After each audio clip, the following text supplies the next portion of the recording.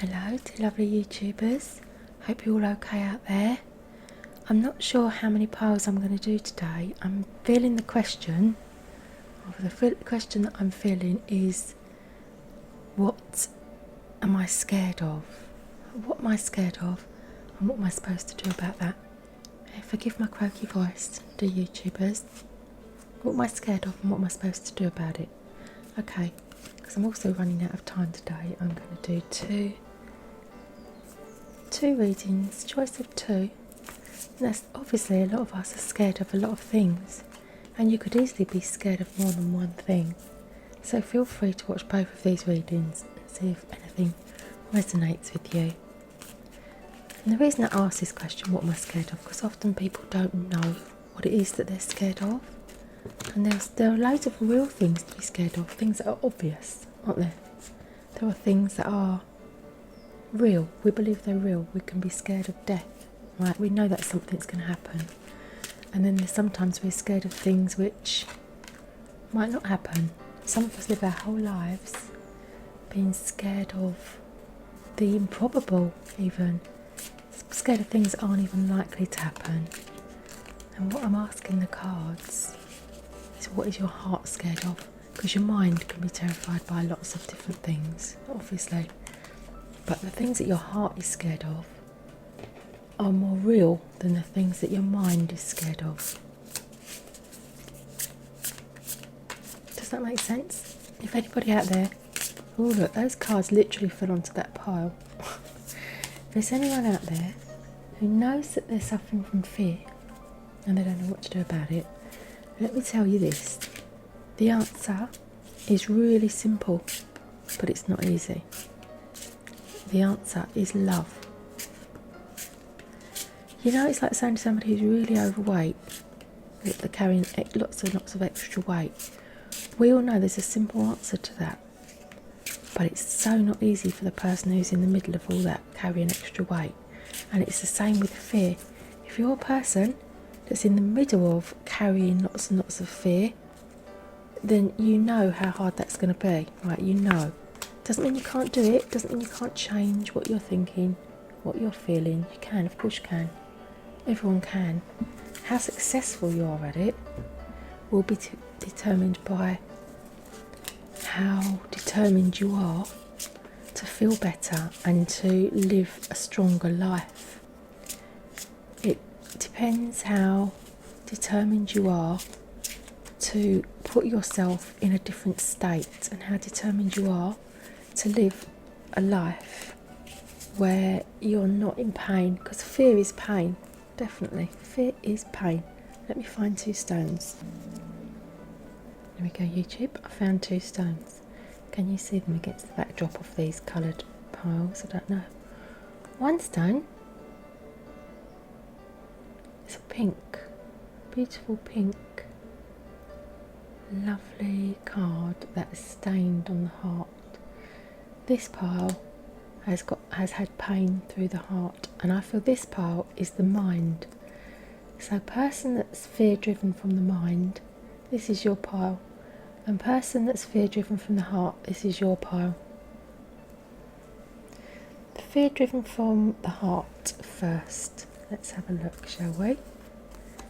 What happens if your heart is fearful because of things that have happened in the past? That's usually what happens with the heart, isn't it? It carries scars and memories, and then it drives and determines everything that you do. Let's see. I show love to my angel by gazing up at the night sky and visualising my dreams. Okay, by opening your heart to something that you feel is safe will be a start, okay?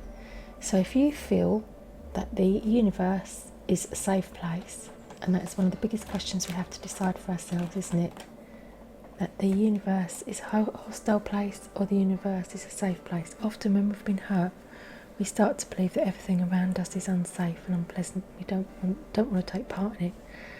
But the truth of it is, there are things on earth that are safe, that aren't going to hurt us. There are people that aren't going to hurt us. There are things on the planet like our animals and our pets and our plants. And nature isn't going to hurt us. So in order to practice opening your heart, open your heart to something which you know can't hurt you back. Okay, and that way you'll exercise this muscle and it will start becoming clear to you where the part of your heart is that needs cleaning up. Okay, children, be playful as well. That's another thing. A person who's fearful of the heart often has forgotten what your heart is for. And your heart is here on the planet to enjoy things, to enjoy what's there, like children do. You know how children just enjoy everything. They're so easy to please and easy to make laugh and keep happy. Ask your inner child, whoa, hold on, where did you go? Just get back in touch with your inner child. And home sweet home. Love the place that you're in as well. This is another way really of healing the experience that you've had. So I know my question was, what am I scared of?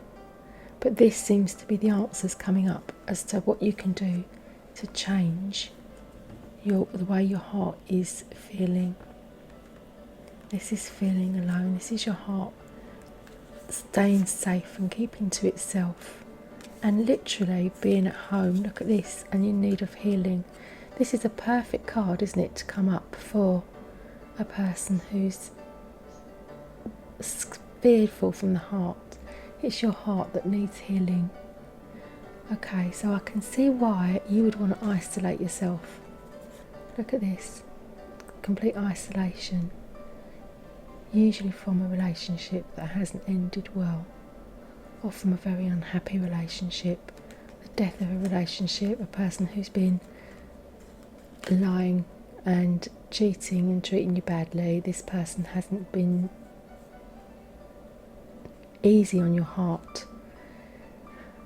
And that is a common theme that runs through life, isn't it? We run out there with our hearts, we keep our hearts open for love, and we go searching for love in all the wrong places. And we go out, we have a relationship, and we put our full trust in person, and then they treat us badly, and they just leave us for dead, and we're left to pick up the pieces. So what you're scared of is that happening again. It can't happen again because you're not the person that was in that first relationship. You're now a different person. You're a changed person. And these cards are asking you to go back to look at the person you were before you entered into this painful scenario, and see if you can recapture some of that feeling of joy and happiness, where you believed that you were going to be happy, and you believed that you had the future in your hands and you were doing the right thing. That feeling. Okay, so even though you were wrong, even though you were misguided and it wasn't the right thing, it taught you these lessons of where not to go. And not to be blinded by the light of love as well. So you were blinded by the light of love by thinking that this person was going to be your be-all and end-all. And it turns out they couldn't be further from the truth. But now you've learnt these lessons. So now when you think about what you're going to do with your heart, where you're going to share your love, where are you going to spend your energy and your life, you're going to put it on someone who is worthy. This person in this relationship wasn't worthy of your energy and your time, but it's left you with a fear of having that experience again. Well, you can't possibly have that experience again because you have learnt the lessons from the first time. Okay, so it's one thing for me to say there's no need for you to be fearful of this happening again, because it can't happen again. But at the same time, you have to ask yourself, all the time you're feeling fear because of what happened before, you're giving your power away to what happened before. So that person is still having power over you. Heal the fear. Heal that feeling so you no longer feel the fear. And take little steps out towards loving something safe. Practice opening your heart. Practice the muscle of your heart by giving love. Thanks for watching YouTube. Bye for now. Okay YouTube, this little card here was left on the windowsill when I picked the cards up. To move them, I left that one behind, so I'm bringing that out. For anyone who's watching this, know that you've got the power to make these changes of your mind, okay?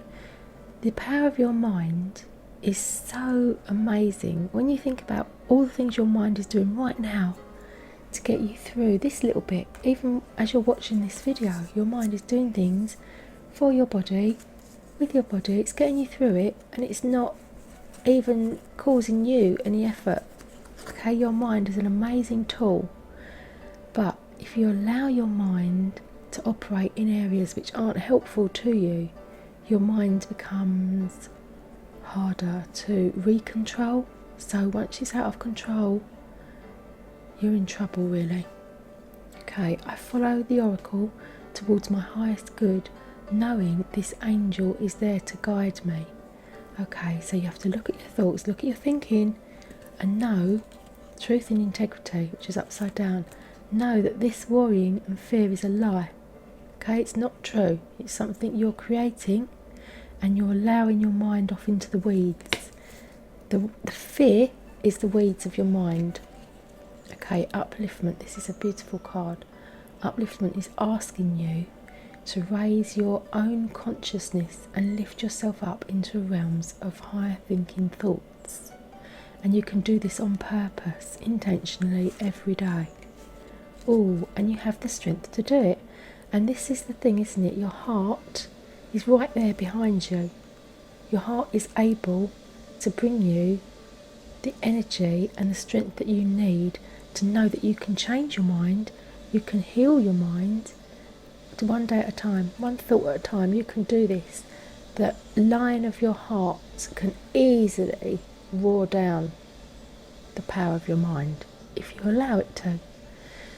Have you allowed your mind to get out of balance strength-wise? So you've given more power to what your mind is doing than you have to what you're feeling, what you need to be feeling to feel good and better about your life. Judgment. So you're being very hard on yourself. Oh, look at this, the Ace of Wands. So now you've got a pair of aces. Look at this Ace of Wands saying that there's a burning part of your mind. You can just burn off those cobwebs, the spider webs of unnecessary thinking.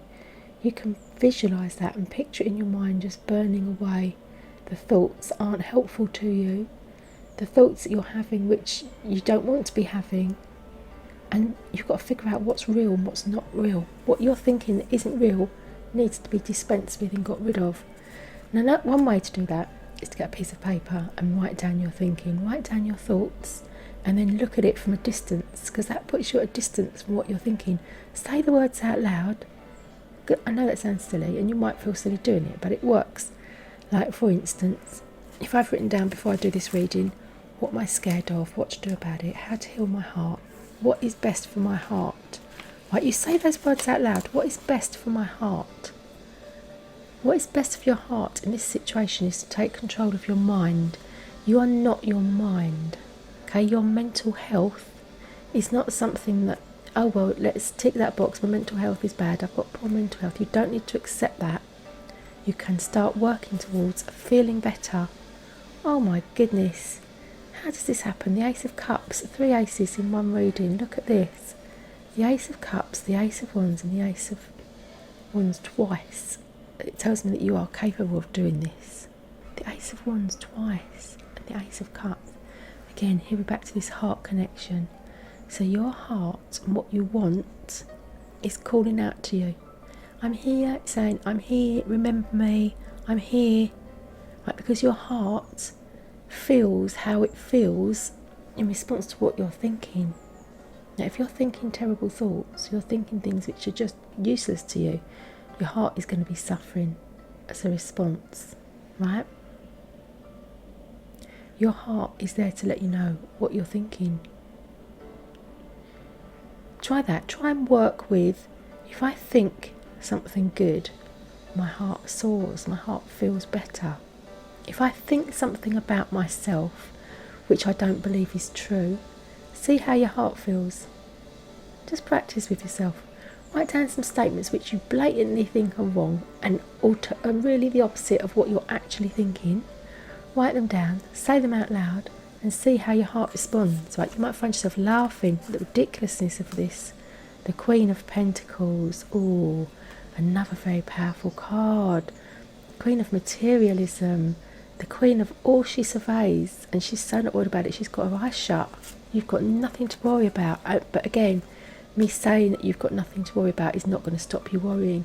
See this being upside down. This is a person sitting opposite a professional who knows this person's got nothing to worry about. You're literally worrying yourself for no reason, and you could have a really well balanced state of being on the planet if you could get control of this worrying. Okay, not saying it's easy, not saying it's can happen overnight, but it can definitely be a lifetime goal of set a goal of you want to be in a happier place. You want to be sitting opposite this professional with your chin up, not your head down. You don't want to be feeling like, oh God, my head is a mushroom, I can't do anything about it. You can. You've got a beautiful mind. No matter where your mind's gone and how far down the road it's been allowed to play in the weeds, you can reel it back in. You're the person with the fishing rod, and your mind is on the end of that hook. Every day you can reel it back in. Every hour you can reel it back in. Okay, if you need to meditate, learn to meditate by walking. Takes your mind off things. When you walk around the block even, your mind is gone. Your mind is focusing on you not tripping over the pavements. What is around you, what you're seeing in your area every day. Make a record of it. Look at the things that you're grateful for. And another way to start lifting yourself out of this mental doldrum is to start being grateful for the things that are on the outside. And eventually that gratitude works its way into being grateful for things that are on the inside. Now this exhaustion card comes up upside down, which means you are exhausted from the worry of it all. Worry can exhaust you. It's exhausting being worried all the time, because your mind is just worrying away at things that aren't real. Your mind has got nothing to catch on to. There's no friction, there's nothing to grab hold of. It's just permanent, working for nothing. It is like working for nothing. You're putting your mind to work on something for what you're not getting any reward for. Ask yourself why you're doing it. Why are you worrying? And your answer will be because you believe you have these things to worry about. So again, write down the things that you're worrying about. Give yourself some distance between you and the things that you're worrying about. See if they're real or not. See if you've got any control over them. I believe that you have got the ability to change this. Dear lovely person looking at this reading, know that you're not alone. Know that there are millions of people that have been before you in whatever situation you are in. Okay? And some people deal with things one way, and some people deal with things another way. We all deal with things differently. But if you want to look at how to heal the situation that you're in, and it's got to start with your own mind. You can't heal anything from the outside while you're worrying yourself to death about it. I know it's easy for me to say because I'm not in a situation that's got anything to worry about. And I'm trying to think of a situation where I would have to worry. What would I have to worry about? Money. Money is often a source of worry. Health, another source of worry. Other people's health, another source of worry. And I'm just reminded here about the boundaries. Another reason why you would be worrying about things that you can't control is when it's about somebody else and something else. Learn to shore up your boundaries, and you put a little frame around your life and the part of your life you can do something about, what you can control, what you can't control. Worrying about other people, you're not going to help them by worrying. You know when you're on an aeroplane and the aeroplane says, oh, put your oxygen mask on, you have to put yours on first before you help anyone else, otherwise you'll be passed out before you can help anyone else. And it's the same with the worrying. You have to improve your mind and what you're doing before you can help anyone else. Worrying about another person is not helping them. Lovely. Thanks very much for watching. Take care. Bye for now.